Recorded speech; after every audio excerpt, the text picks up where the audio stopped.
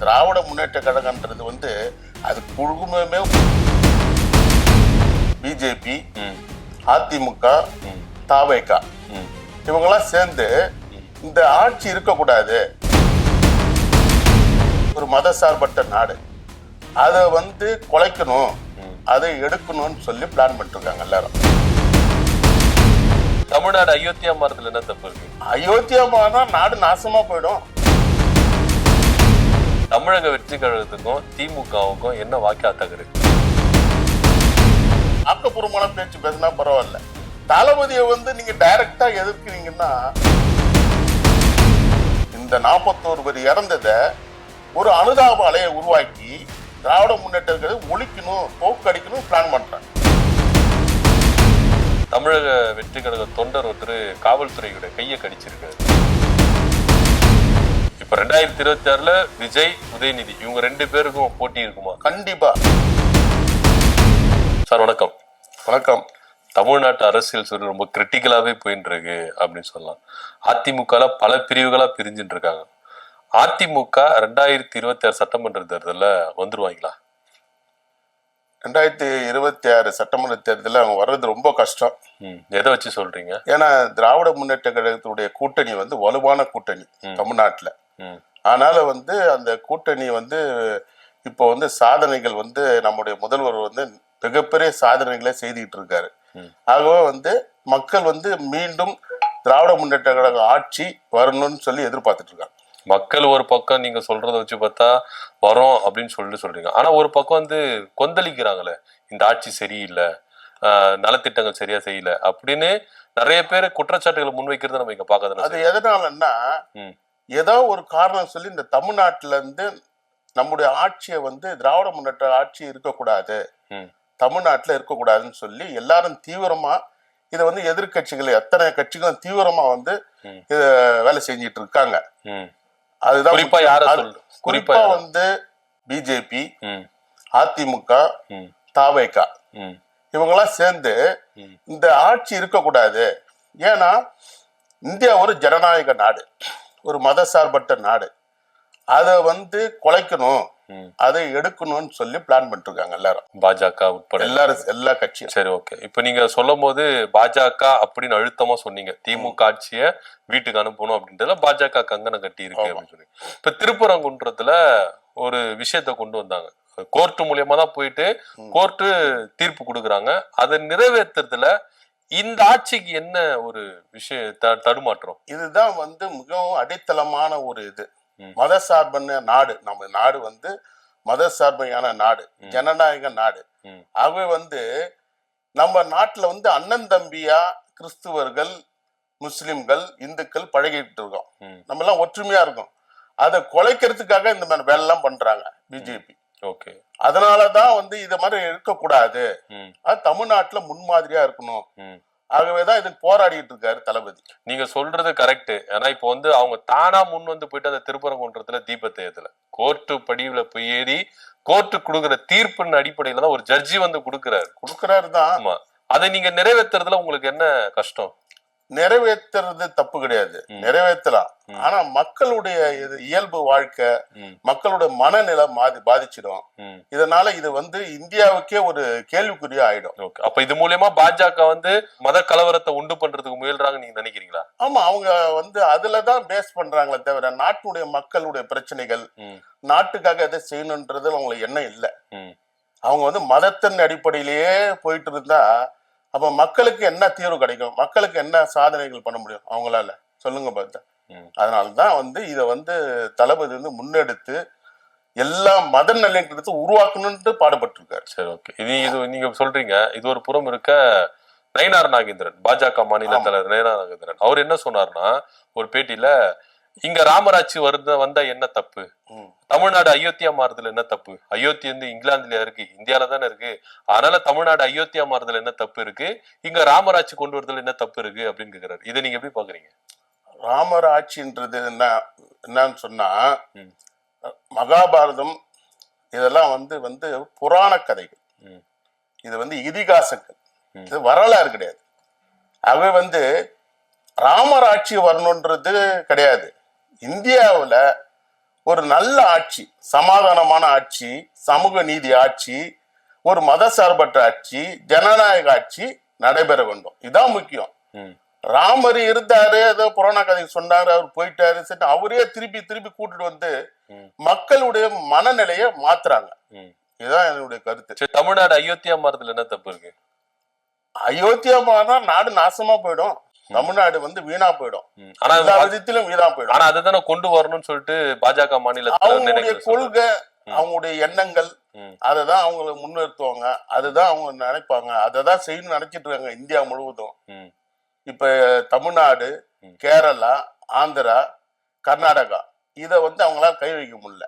அந்த சைடு எடுத்தீங்கன்னா பெங்கால அவங்க கை வைக்க முடியல.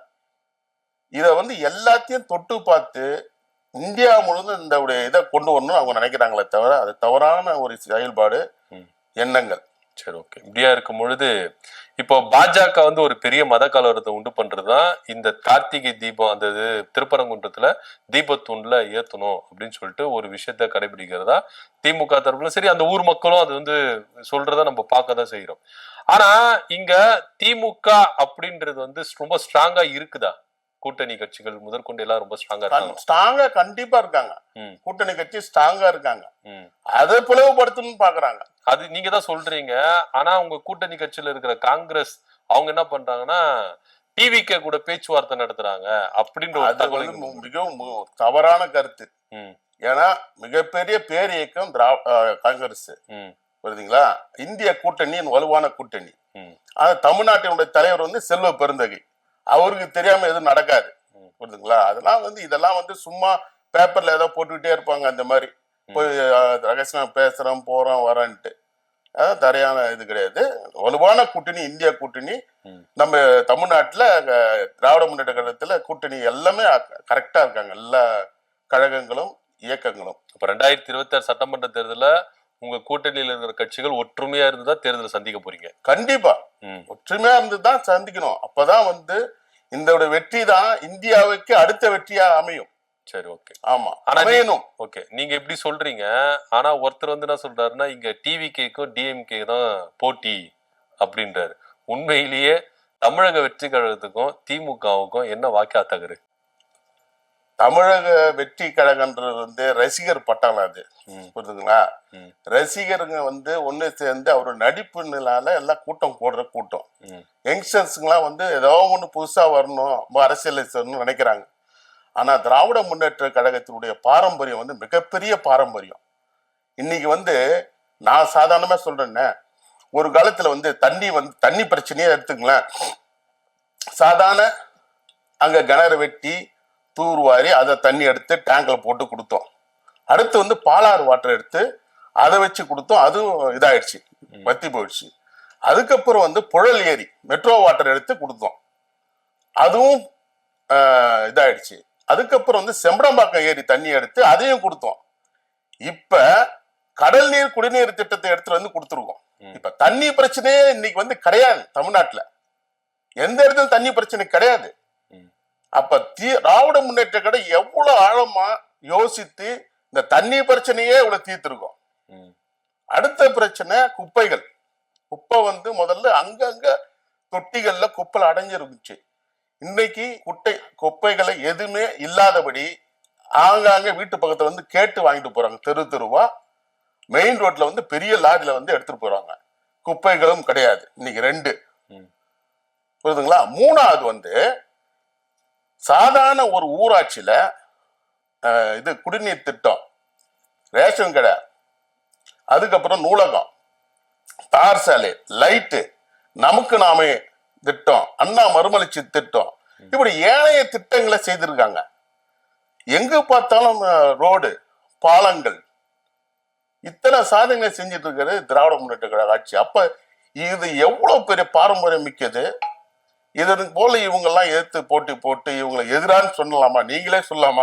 நான் சொல்லல, அவரு விஜய் அவர்கள் சொல்லிட்டு இருக்காருல்ல, மேடைக்கு மேடை அவரு சொல்லுவாரு. அவர் என்னன்னா நம்ம அடுத்த முதல்வர் ஆயிடணும், ஆட்சிக்கு வந்துடணும், அதன் மூலமா ஏதோ பெருசா இது பண்ணணும்னு நினைக்கிறாங்க. ஆனா திராவிட முன்னேற்றத்துக்கு அப்படி கிடையாது. ரத்தம் சிந்தப்பட்டது, தியாகத்தை விளிம்பில் நிற்கப்பட்டது, உழைத்த பெரியவர்கள் இருக்கிறாங்க.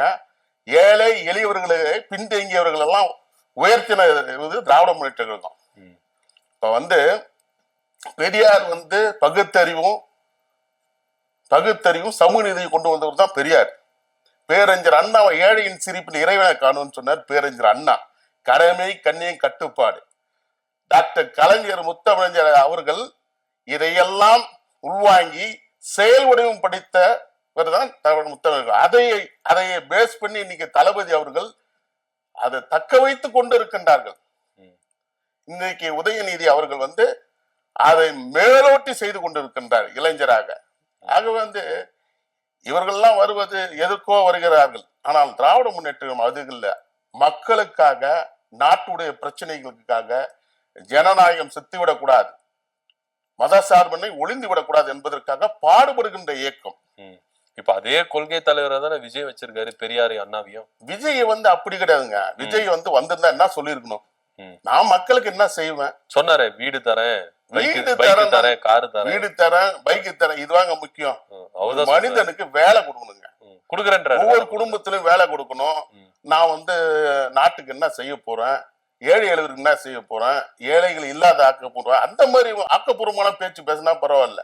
தளபதியை வந்து நீங்க டைரக்டா எதிர்க்கிறீங்கன்னா அது ஒரு தவறான செயல். அது இதுவே வந்து உங்க அரசியல்ல வந்து நீங்க வந்து இன்னும் நிறைய கத்துக்க வேண்டியது இருக்குது. இந்த அளவுக்கு ஓப்பனா உங்க தலைவருக்கு வந்து பதிலடி கொடுக்குறாங்க. ரவுடி அரசியல் பண்றீங்க, மேல கையை வச்சு பாருங்க, அப்படி இப்படின்னு சொல்லிட்டு விஜய் தரப்புலயும் சரி ஆதவர்ஜனா இவங்க எல்லாம் பேசுறாங்க. ஆனா இது வரைக்கும் நடவடிக்காம இருக்கிறது ஏன்? நீங்க அஞ்சுறீங்களா, பயப்படுறீங்களா? பயப்படுறது இல்ல, மக்கள் வந்து தவறான என்ன சிந்தனையை உருவாக்கிட கூடாதுன்றதுக்காக நாம எல்லாமே நேர்மையா நீதியா இருக்காரு தளபதி முதல்வர் அவர்கள். இதே போலதான் ராஜீவ்காந்தி வந்து படுகொலை நடந்த போது திராவிட முன்னேற்ற கழகத்தை வந்துதான் கலைஞர் திமுக தான் அவரை அழிச்சாங்க ஒழிச்சாங்கன்னு சொன்னாங்க. படுகொலை காரணம் என்றே சொன்னார்கள். அப்போது வந்து 1991 வந்து தேர்தல் நடந்தது. அந்த காரணம் காட்டிய எல்லாரும் தோத்தாங்க, தலைவர் ஒண்டி தான் ஜெயிச்சார். அதை வந்து இந்த பேஸ் பண்ணி கொண்டு வர பாக்குறாங்க. இந்த 41 பேர் இறந்தத ஒரு அனுதாப அலையை உருவாக்கி திராவிட முன்னேற்ற ஒழிக்கணும், தோக்கடிக்கணும் பிளான் பண்றாங்க. அது நடைபெறக்கூடாது, நடக்காது, இந்த தடவை நடக்காது.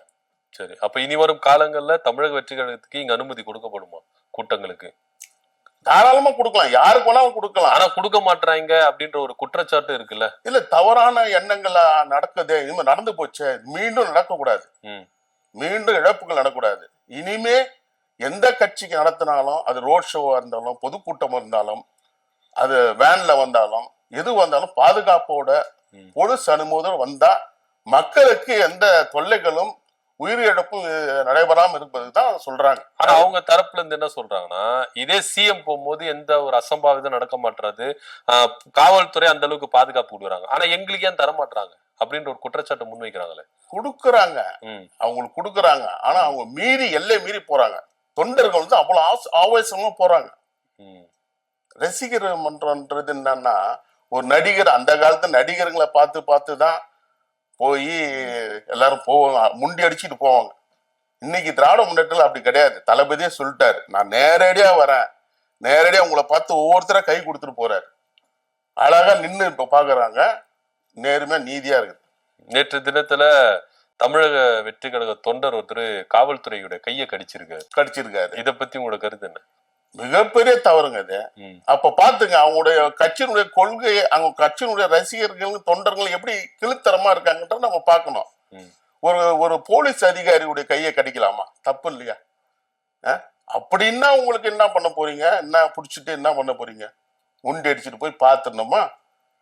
அது தவறான செயல் இல்லையா? ரொம்ப அதெல்லாம் வந்து அட்வைஸ் பண்ணணும். அவங்க தடுக்கிறீங்க, எங்க போராட்ட குணத்தை நீங்க தடுக்கிறீங்க, நாங்க வந்து அந்த டாஸ்மாக் அந்த இடத்துல இருந்து எடுக்கணும் அப்படின்றதான் போராடுறோம், ஆனா எங்களை தடுக்கிறீங்களே அப்படின்ற ஒரு கோவத்துலதான் கடிச்சதா? அப்படி ஒரு தகவல் எடுக்கணும்னா அதை வந்து கலெக்டர்கிட்ட லெட்டர் கொடுக்கணும், முறையா லெட்டர் கொடுக்கணும். அது அந்த இடத்துல வரக்கூடாது. கோயில் இருக்குதா இல்ல பள்ளிக்கூடம் இருக்குதுன்னா இருக்கக்கூடாது, எடுக்கலாம். போராட்டம்ன்றது எல்லாரும் போய் போராட்டம் பண்ணிட்டு போனா என்ன அர்த்தம்? கலெக்டர் இருக்காங்க, தாசில்தார் இருக்காங்க, அமைச்சர் இருக்காரு, லெட்டர் கொடுங்க, கொடுத்தா எடுக்க போறாங்க. அதுல என்ன இருக்குது? எவ்வளவு கடையை எடுத்திருக்காங்களே, சொன்ன கடையெல்லாம் முதல்வர் எடுத்திருக்காரு. எவ்வளவு கடையை குறைச்சிருக்காரு இப்ப. சரி, இப்படியா இருக்கும்போது பாண்டிச்சேரியில அவங்களுக்கு அனுமதி கொடுக்குறாங்க. அதாவது ரோட் ஷோ கேட்டாங்க, அது அனுமதி கொடுக்க முடியாது, பொதுக்கூட்டம் நடத்திக்கங்க அப்படின்னு சொல்லிட்டு அங்க வந்து என்ன பண்ண கொடுக்குறாங்க.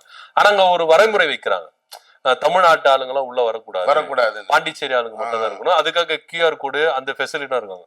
சோ இங்கேயே அதை வந்து தமிழக வெற்றி கழகத்துக்கு திராவிட முன்னேற்ற கழகம் கொடுக்கல. ஒரு மாவட்டத்துல நடக்குதுன்னா அந்த மாவட்ட சம்பந்தப்பட்டதான் வரணும் அப்படின்ற ஒரு ஸ்ட்ரக்சரை பாண்டிச்சேரியில உருவாக்குறாங்க.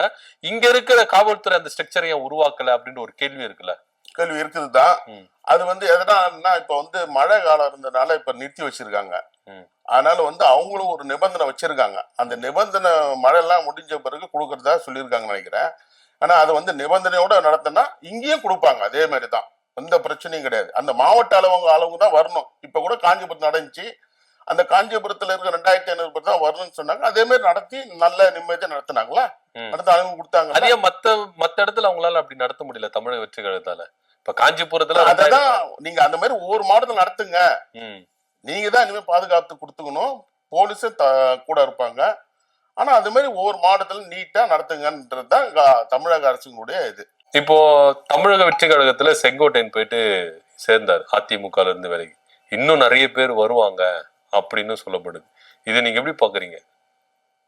இது வந்து அந்த கட்சிக்கு தான் அழிவு, தமிழக வெற்றி கழகம். ஆமா. ஏன்னா இவங்க எல்லாம் மிகப்பெரிய ஆளுங்க. ஜாம்பவானுங்கெல்லாம் அங்க போய் சேர்றதுன்றது ஒரு சாதாரண ஒரு நடிகர்கிட்ட போய் சேர்றன்ற போது அது வந்து கொள்கை இல்லாத ஒரு இயக்கம். இவங்க எல்லாம் மிகப்பெரிய கொள்கையில இருந்துட்டு ஒரு அமைச்சரா இருந்துட்டு எம்எல்ஏ இருந்துட்டு மிகப்பெரிய மேடை பேச்சாளராக இருந்துட்டு இவங்க போய் சேர்றாங்கன்னா மிக ஒரு இதெல்லாம் ஒரு பாக்குறதுக்கு ஒரு இதுவா இருக்கு, நகைப்பா இருக்குது. இப்ப ஏன்னா தமிழக வெற்றி கழகம் என்ன சொல்றாங்கன்னா, தொடர்ந்து வாரிசு அரசியல் மன்னராட்சி கொண்டு வராங்க திமுகல. சோ மன்னராட்சி ஒழிக்கும், 2026 ஒழிப்போம் அப்படின்னு சொல்றாங்க. உண்மையிலேயே மன்னராட்சி தான் நடக்குதா? ஏன்னா கலைஞர், மு.க. ஸ்டாலின், இப்ப உதயநிதி அப்படின்ற ஒரு வம்சாவழி வருதுல்ல, இது திமுகல இருக்கிறது மிகப்பெரிய தவறானதுங்க. அது இது நடக்கிறது உண்மைதான். நடக்கிறது எல்லா கட்சியிலயும் இருக்குது, எல்லா குடும்பத்திலும் இருக்குது. ஒரு திராவிட முன்னேற்ற கழகம்ன்றது வந்து அது குடும்பமே ஒரு கோயில்.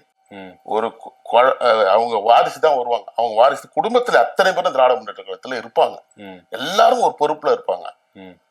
அதனால தலைமை இடத்துக்கு வந்து அந்த அவங்க வந்தாதான் கரெக்டா இருக்கும். தளபதி வந்தாருன்னா அவர் அந்த கொள்கையை உள்வாங்கி, அந்த தந்தை பெரியார், பேரறிஞர் அண்ணா, டாக்டர் கலைஞருடைய கொள்கைகளை உள்வாங்கி அந்த நாட்டை காப்பாற்றணும், ஆட்சியை காப்பாற்றணும்னு இருக்காரு.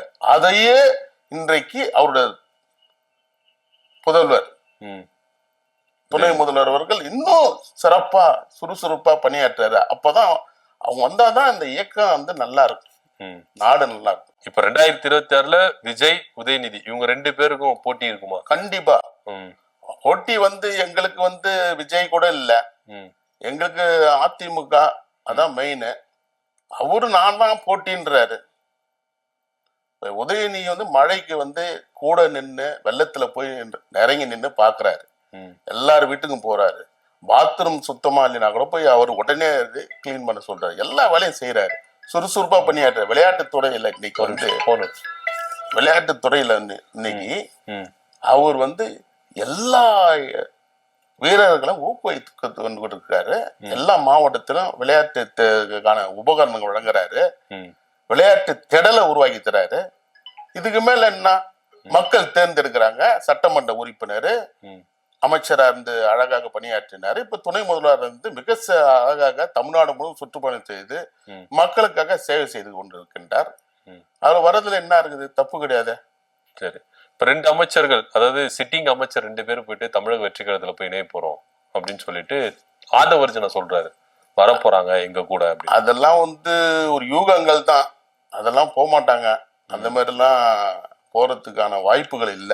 இது குழப்பி விடுறதுக்கான ஒரு காரணம் அப்படின்னு இருக்கலாம், குழப்பறதுக்கு இருப்பாங்க. ஆனா வந்து அந்த மாதிரி ஒரு எல்லாம் போற மாதிரி இன்னைக்கு காரணம் அந்த மாதிரி எல்லாம் இல்ல. ஆனா இன்னைக்கு அரசியல்ல மூத்தவர்கள், ரொம்ப அரசியல்ல கை தேர்ந்தவங்க இன்னைக்கு தமிழக வெற்றி கழகத்துல போய் இணையறதை நம்ம பார்க்கத்தானே செய்யறோம். நாஞ்சில் சம்பத் அவர்களா இருக்கட்டும். நாஞ்சில் சம்பத் பொறுத்த வரைக்கும் அவர் வந்து நல்ல ஒரு பேச்சாளர், அவ்வளவுதான். அவர் எந்த இடத்துல போனாலும் பேசுவாங்க. எந்த கட்சியில போனாலும் பேசுவாரு, எந்த நடிப்புல போனாலும் அங்கேயும் நடிக்க துறையிலும் பேசுறாரு, அங்கேயும் பேச்சாளராக தான் இருக்கிறாரு. அவர் எல்லா இடத்துலயும் போய் பேசுவார். அவர் வந்து அவரை பத்தி பேசுறது ரொம்ப வேஸ்ட் தான். அவர் வந்து பேசுறதுக்கு நல்ல எந்த கருத்து சொன்னாலும் பேசுவார். திருக்குறளை பத்தி பேசுங்கன்னா பேசுவாரு, மகாபாரத்தை பத்தி பேசுங்கன்னா பேசுவாரு. அவர் நிறைய பேசக்கூடியவர். அதனால வந்து அவரு வந்து போறதுனால எங்களுக்கு ஒன்றும் பாதிப்பு கிடையாது. சரி, இப்ப 2026ல 200க்கு 200 அப்படின்னு நீங்க ஒரு முன்னாடி எடுத்தீங்க. ஆமா, இன்னும் அந்த நிலைப்பாடு இருக்குதா? கண்டிப்பா இருக்குது, கண்டிப்பா இருக்குது. 200க்கு 200 நாங்க வாங்கியே ஆகும். அதுல எந்த மாற்றங்கள் உறுதியா இருக்கும். ரொம்ப நன்றி சார், உங்க நேரத்தை ஒதுக்கி எங்களுக்கு பேசுறதுக்கு ரொம்ப நன்றி. ரொம்ப நன்றி, வணக்கம்.